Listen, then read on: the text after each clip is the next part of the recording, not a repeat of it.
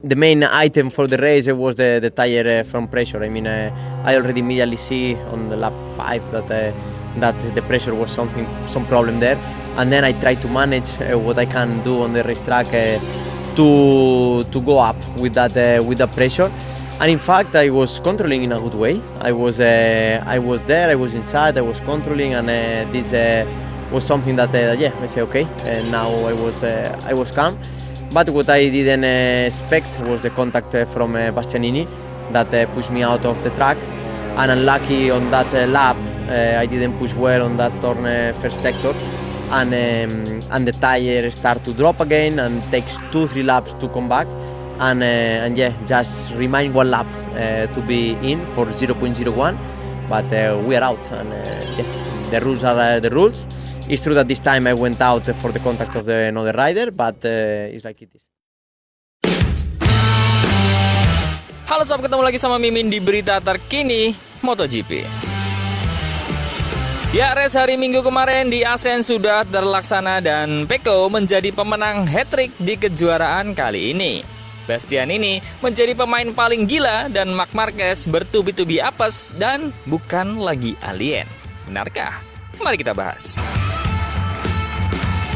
Bagnaia sukses menunjukkan ketangguhannya dalam menaklukkan sirkuit Assen pada balapan utama hari Minggu. Kemenangan Pecco ini menjadi yang ketiga kalinya di sana dalam 3 edisi beruntun, setelah memenanginya juga pada tahun 2022 dan juga 2023. Prestasi apik itu turut membuat Pecco mengikuti langkah legenda MotoGP Mick Doohan yang mampu hat-trick di Assen pada 94, 95, dan juga 96.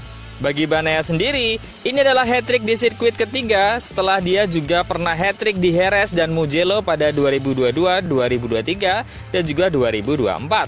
Dan juga telah menyamai rekor Casey Stoner sebagai pembalap tersukses di Ducati dengan mengukuhkan 23 kemenangan di atas Desmos edisi GP23. Tapi, untung rentang waktunya masih lebih awal Stoner. Sedangkan runner-up diraih Jorge Martin, Prima Pramac, dan disusul oleh Enea Bastianini dari Ducati Lenovo yang merengkuh podium 3. Dan ketiganya adalah dari Ducati GP24.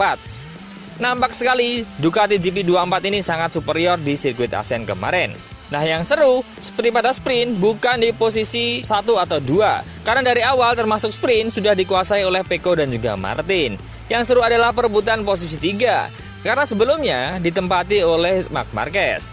Kemudian, dia diasapi oleh Fabio Di Gia cukup lama. Walau sempat berusaha merebutnya lagi, Marc Marquez justru lengah dari kejaran Bastianini yang start dari posisi 10, tapi tiba-tiba tampil menggila di 6 lap terakhir, mirip seperti saat di sprint race kemarin. Nah, Marc Marquez sendiri apes tak henti-hentinya sejak sprint race. Setelah crash, Marquez nampak menunggu dan berhati-hati ketika balapan kemarin. Di lap ke-8, Di Gia sukses melakukan manuver apik dari sisi dalam Marquez untuk menempati posisi 3. Setelah disalip Di Gia, Marquez masih berusaha untuk merebut kembali posisinya di tempat ketiga. Tapi sampai 6 lap berjalan, Di Gia masih terlalu kuat. Gap Bagnaia dan Martin sudah cukup jauh. Begitu pula Martin dengan Di Gia, menyentuh 1,7 detik. Memasuki lap ke-19, Marquez mendapatkan masalah ganda. Di depan dia masih berusaha kuat mengejar Di Gia, sedangkan di belakang sudah diteror oleh Maverick Vinales. Aksi manuver Vinales hampir saja menyebabkan masalah serius saat dia menyalip Marquez dan Di Gia sekaligus di tikungan 9 setelah melihat adanya celah di antara Marquez dan juga Di Gia. Nah, di momen inilah mungkin sesuatu yang dimaksud Di Gia waktu itu bahwa Marquez bukan lagi seorang alien karena bisa dikejar.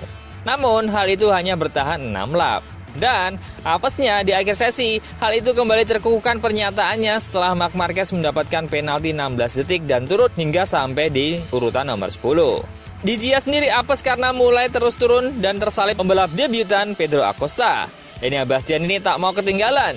Dia mulai panas dan nyetel ketika mampu merangsek ke urutan keempat mengikuti Vinales dengan sangat dekat. Dan akhirnya Bastianini sukses menyalip Vinales dan tampil konsisten untuk menjaga asa podium 3. Upaya Vinales merusak pesta podium Ducati otomatis juga buyar. Pada lap terakhir, Acosta terjatuh saat mempertahankan posisi ke-7. Sementara Vinales harus rela kena track limit di tikungan terakhir hingga dia harus turun 1 posisi dari posisi 5 ke posisi 6. Dan di posisi 6 yang tadinya Di Gia menjadikannya ada di posisi 5. Dan di posisi 4 yang tadinya Marc Marquez harus turun karena terkena penalti ban menjadikannya turun menjadi urutan 10 dan Di Gia menjadi nomor 4. Bisa dibilang, dalam race kemarin, Marquez diasapi oleh para tumbalnya. Tapi pasti ada pertanyaan, mengapa Marc Marquez bisa seperti itu? Selain karena spek motornya yang berbeda. Karena dia pun sempat di belakang di Gia dengan motor GP23-nya. Dan disinilah Marc Marquez menjelaskan bahwa banyak hal yang membuat dia nampak seperti hati-hati dalam balapannya kali ini. Bahkan sebelum penalti ban diturunkan, Marquez sudah menyadari itu. Saya berada 0,01 di bawah batas untuk satu putaran. Sayang sekali, tapi peraturan tetaplah peraturan, kata Marquez dilansir dari The Race. Kondisi itu terjadi segera setelah kontaknya dengan Enea Bastianini di tikungan 1 dan menyalahkan insiden itu sebagai penyebab penalti. Menurut Marc Marquez, hal itu berarti perubahan aturan diperlukan untuk masa depan. Saya memulai dengan cara terbaik. Tapi tiba-tiba saya melihat ada sesuatu yang aneh di bagian depan dan saya melihat suhu dan tekanan ban sangat rendah. Saya lalu membiarkan Fabio Di Gia untuk lewat, hanya untuk memeriksa tekanan ban. Dan kemudian saya berada di belakangnya saat balapan. Marquez secara teknis menegaskan mengapa hal itu terjadi. Saya mengendalikan dengan baik, namun saya tidak duga adalah kontak dari Enea di tikungan pertama yang mendorong saya keluar lintasan. Dan ketika saya tersingkir pada lap itu, saya lebih lambat 1 detik.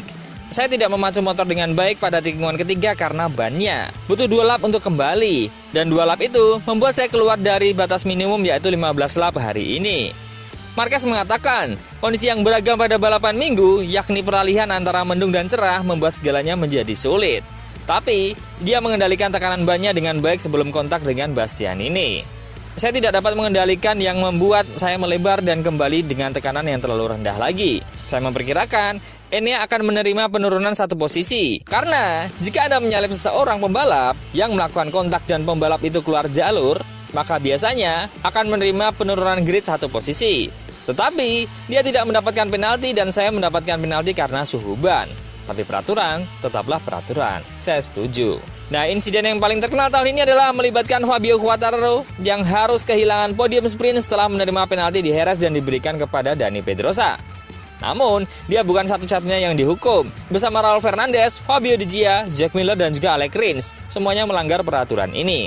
So, mengapa Marc Marquez nampak tak segarang biasanya? Terjelaskan di sini sob, karena masalah ban dari awal. Dan inilah hasil race kemarin dan juga update klasmen setelah GP Asen.